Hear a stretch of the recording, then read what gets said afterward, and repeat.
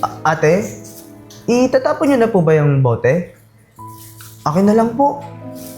Bakit? Pati ba naman bote pinag-iinteresan mo? Napakababa naman ang level mo. Parang kang ipis na kumakain ng tira-tira. Kasi ate, malaking bagay na po yung bote ninyo para ipangdagdag ko lang dito sa kalakal ko po. Konti pa lang po kasi yung nakukuha ko tsaka gutom na rin po ako.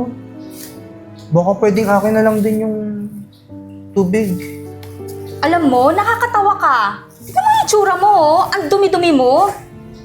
Tsaka, amoy pawis ka, amoy kanal ka. Ano ka ba?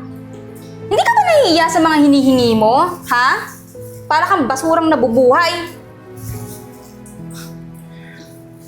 Pasensya na po kayo ate. Kailangan ko lang po talaga kasi gutom na po talaga ako. Ano, yan lang maghapon yung ginagawa mo para mabuhay? Tapos ano, pag sa gabi, hold up ka? Ha? Naku, hindi po ako ganun. Kahit na ganito lang po yung ginagawa ko, hindi po ako nang hold up, tsaka hindi po ako nagnanakaw. Hindi halata sa'yo. Tignan mo yung itsura mo. Mukha kang hold upper sa gabi. Tignan mo nga yung mata mo. Dilat na dilat. Kala mo nakadroga ka. Baka mamaya tumitira ka pa. Baka mamaya may gawin kang masama sa akin, ha? Hindi ate. Ay, Hindi ako nako. Kahit ganito lang naman po ako. Hindi po ako nagawa ng masama. Gusto ko lang din naman po mabuhay. Kaya nga, dinadaan ko na lang po yung gawain ko sa pangangalakal. Kaya hindi ako gumagawa po ng masama. Alam mo, hindi ako naniniwala. Ginagawa mo yan para mabuhay? Ha? Alam mo, kung ganyang buhay lang din naman yung gusto mo, mas maigi pang wag ka na lang mabuhay. Nagdadagdag ka pa ng, alam mo yung perwisyo sa lipunan? Wala kang silbi. Para kang daga, alam mo yun? Daga na naghihintay ng tira-tira sa ibang tao. Yan yung trabaho nyo. Sakit nyo naman po ate magsalita. Grabe naman po kayo. Kung wala naman po kayong magandang sasabihin, kung ayaw nyong ibigay yung bote nyo, wag na lang po kayo magsabi ng masasakit na salita. Gusto mo to, di ba? Desperado ka dito, di ba? Oh. Oh, ayan. Oh. Pulutin mo. Sisirin mo. Kasama ng mga langaw at uod na nababagay sa'yo. Tch!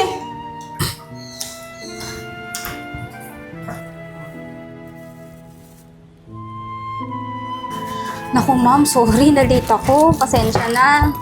Oo nga na-late ka. Kumusta? Ano ba nangyari? Ay, naku, ma'am. Kung itatanong nyo, yung naranasan ko ngayong umaga bago ako pumunta dito sa restaurant na to, may pulubi lumapit sa akin. Tapos hinihingi yung bote ko. Ay, naku, nakakaiya po talaga. O tapos? Ano pa nangyari? Ayun, tiningnan ko lang po siya. Nakakaawa talaga. Kasi, ang baho niya, mukha siyang basura. Tapos alam mo yun, lahat gusto niyang hingiin. Ay, naku, yung mga taong ganun po talaga, walang silbi sa lipunan yun. Diba?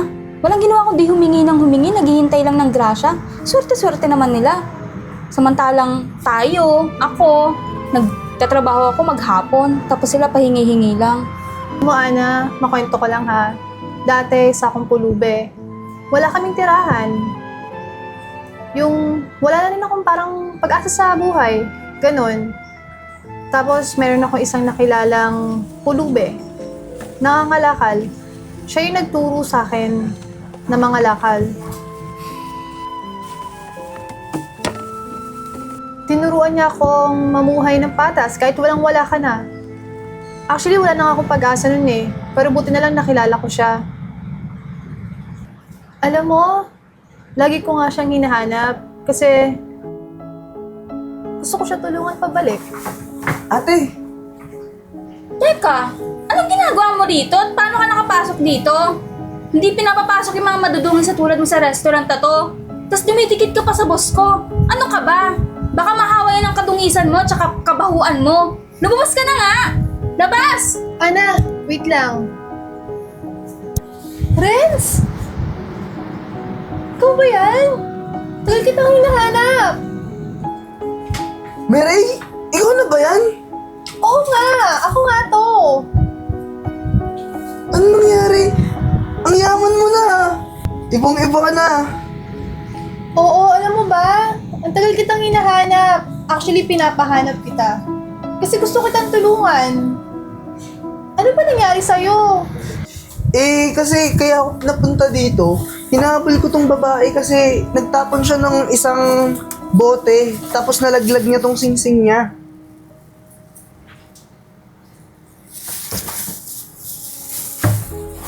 Hindi ka man lang ba magpapasalamat kay Renz?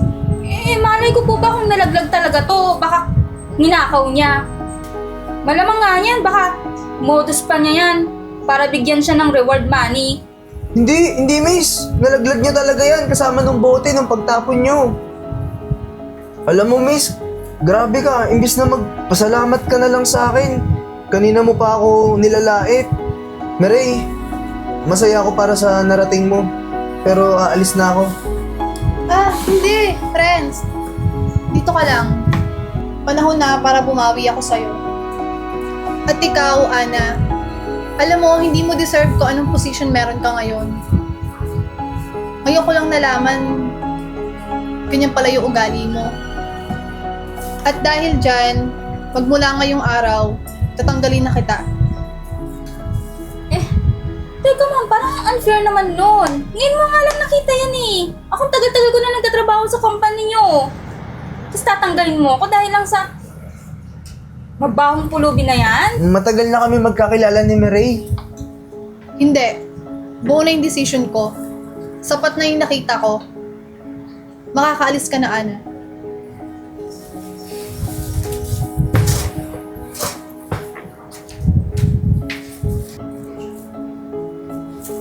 Renz, pasensya ka na kung natagalan ha. Huwag kang mag-alala, ito na yung pagkakataon na makakabawi ako sa'yo. Ano ka ba Miray? Tinulungan kita noon pero hindi ibig sabihin nun, kailangan mo rin akong tulungan pabalik. Hindi ko kailangan. Okay lang ako. Hindi.